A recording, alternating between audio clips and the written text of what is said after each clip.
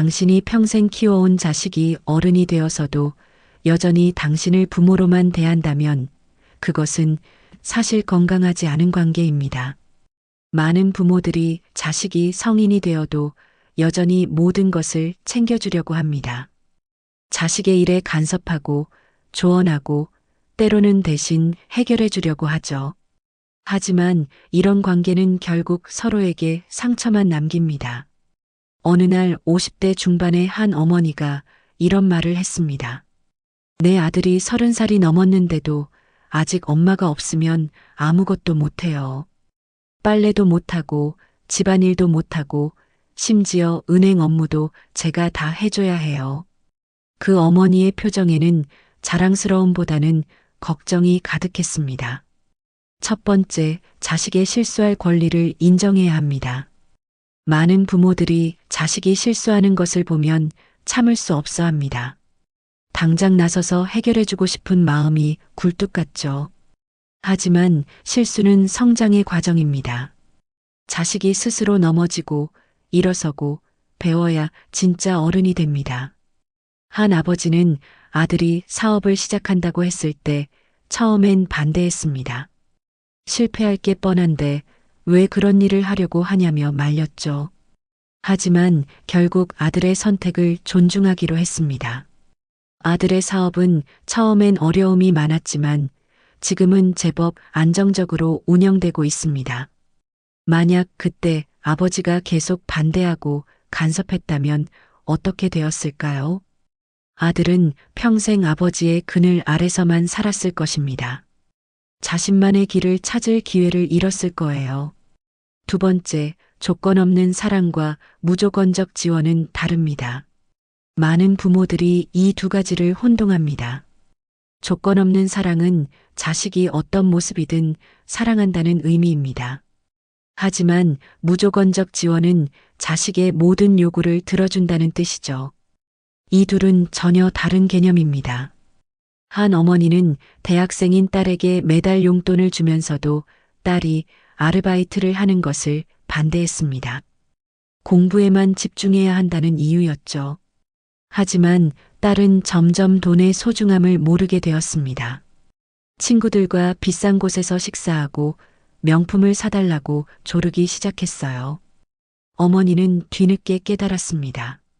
진짜 딸을 위한 길은 스스로 돈을 벌어보는 경험을 하게 하는 것이었다는 거요. 딸이 아르바이트를 시작한 후에야 돈의 소중함을 알게 되었고 부모님께 더 감사하게 되었습니다. 세 번째, 자식의 배우자와 손자녀에 대한 경계를 명확히 해야 합니다. 자식이 결혼하면 새로운 가족이 만들어집니다. 이때 많은 부모들이 여전히 자식을 우선순위로 생각하라고 요구합니다. 하지만 결혼한 자식에게는 배우자가 첫 번째 우선순위여야 합니다. 한 시어머니는 며느리가 친정에 자주 가는 것을 못마땅해 했습니다. 시집 왔으면 시댁을 우선해야 하는 거 아니냐며 아들에게 불만을 토로했죠. 하지만 아들은 오히려 엄마에게 말했습니다. 엄마, 이제 제 가족은 아내와 아이들이에요. 처음엔 서운했지만 시간이 지나고 보니 그 말이 옳았습니다. 며느리와 손자녀들과의 관계도 훨씬 편해졌어요.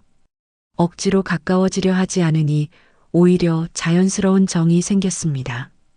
네 번째, 자식의 양육 방식에 간섭하지 않아야 합니다. 손자, 손녀가 생기면 많은 할머니, 할아버지들이 양육에 관여하려 합니다. 내가 키워본 경험이 있으니까라며 이것저것 지적하죠. 하지만 시대가 다르고 양육 방식도 달라졌습니다. 한 할머니는 며느리가 아이에게 영어 교육을 시키는 것을 이해할 수 없었습니다. 그런 어린 나이에 무슨 영어냐며 반대했죠. 하지만 며느리는 자신만의 교육관이 있었습니다. 할머니가 계속 간섭하자 며느리는 점점 스트레스를 받기 시작했어요. 결국 아들이 중간에서 할머니에게 부탁했습니다. 엄마, 아이 교육은 저희가 알아서 할게요. 할머니는 서운했지만 한 발 물러섰습니다.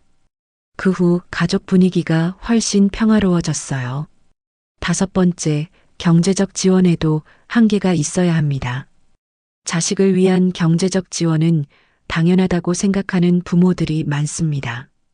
하지만 무제한적인 지원은 자식의 독립성을 해칩니다. 언제까지, 어느 정도까지 도와줄지 미리 정해 놓아야 해요. 한 아버지는 아들의 집 마련을 위해 자신의 노후 자금까지 털어주었습니다. 자식 잘 되는 게 부모 행복이라며 기꺼이 도와줬죠. 하지만 몇 년 후 아버지가 병원에 입원하게 되었을 때 의료비가 부족했습니다. 아들은 그제서야 부모님의 희생을 깨달았지만 이미 늦었어요. 경제적 지원을 할 때는 자신의 노후를 먼저 고려해야 합니다. 자식에게 부담을 주지 않으려면 부모가 먼저 경제적으로 안정되어야 해요. 6번째, 정서적 의존에서 벗어나야 합니다. 많은 부모들이 자식에게 정서적으로 의존합니다. 외로울 때마다 자식을 부르고 자식의 관심과 사랑을 확인받으려 합니다. 하지만 이런 관계는 자식에게 부담이 됩니다. 한 어머니는 혼자 지내기 힘들다며 아들에게 자주 전화를 걸었습니다. 아들이 바쁘다고 하면 서운해하고 며느리 탓을 했죠. 며느리가 와서 아들이 달라졌다며 불만을 표현했어요. 하지만 문제는 며느리가 아니었습니다.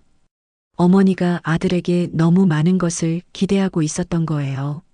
아들도 자신의 삶이 있고 자신만의 고민과 스트레스가 있습니다. 7번째, 자식의 인생 선택을 존중해야 합니다. 부모는 자신의 경험을 바탕으로 자식에게 조언을 합니다. 때로는 그 조언이 강요가 되기도 하죠.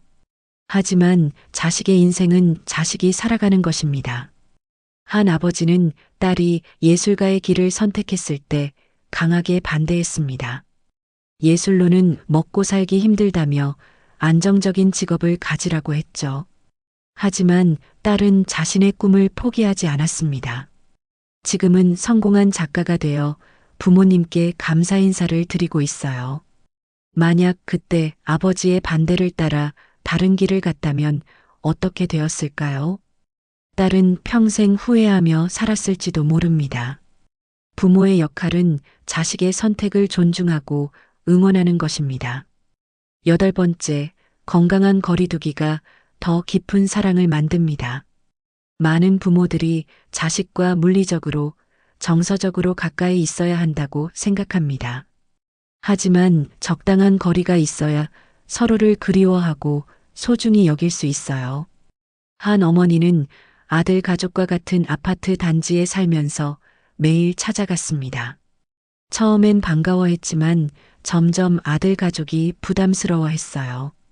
며느리는 스트레스를 받기 시작했고 손자들도 할머니를 피하게 되었습니다. 어머니가 조금 멀리 이사를 간 후에는 오히려 관계가 좋아졌습니다.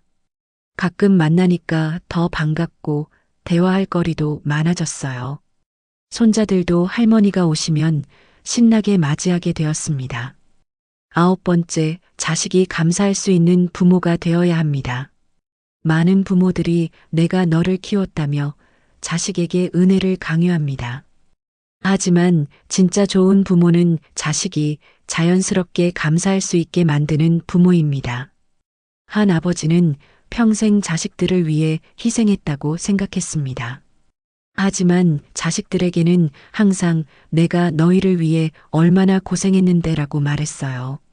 자식들은 부담스러워했고 아버지에 대한 감사보다는 죄책감을 느꼈습니다. 반면 다른 어머니는 자식들이 독립한 후 자신만의 취미를 찾았습니다. 그림을 그리고 여행을 다니며 활기차게 살았어요. 자식들은 그런 어머니를 보며 우리 엄마는 정말 멋있다며 자랑스러워했습니다. 10번째, 노년의 행복은 자식이 아닌 자신에게서 찾아야 합니다. 많은 부모들이 자식의 성공을 자신의 행복으로 여깁니다. 하지만 그렇게 되면 자식이 힘들 때 부모도 함께 힘들어집니다. 노년의 진짜 행복은 자신만의 삶에서 찾아야 해요. 한 어머니는 자식들이 모두 독립한 후 우울해졌습니다. 이제 내가 할 일이 없다며 허전해했어요. 하지만 친구의 권유로 자원봉사를 시작하면서 새로운 활력을 찾았습니다. 지금은 자식들보다 더 바쁘게 지내고 있어요. 자식들도 그런 어머니를 보며 안심했습니다. 엄마가 자신의 삶을 즐기고 계시니까 우리도 편해요라고 말했어요. 건강한 경계를 만든 덕분에 서로가 더 편해졌습니다. 자식과 건강한 경계를 만드는 것은 사랑이 없어서가 아닙니다. 오히려 진짜 사랑하기 때문에 필요한 일이에요. 자식이 독립적인 어른으로 성장할 수 있도록 돕는 것이 부모의 마지막 역할입니다. 처음에는 어색하고 서운할 수 있습니다. 하지만 시간이 지나면 이것이 얼마나 소중한 일인지 깨닫게 될 거예요. 자식은 당신을 더 존경하게 될 것이고 당신도 더 당당한 부모가 될 수 있습니다. 건강한 경계가 있는 가족은 서로를 진심으로 그리워합니다. 억지로 만나는 것이 아니라 보고 싶어서 만나게 되죠. 그런 만남에서 나오는 대화와 정은 훨씬 더 진실하고 따뜻합니다. 자식들과 건강한 경계를 만드는 것, 그것이 바로 현명한 부모가 되는 첫걸음입니다.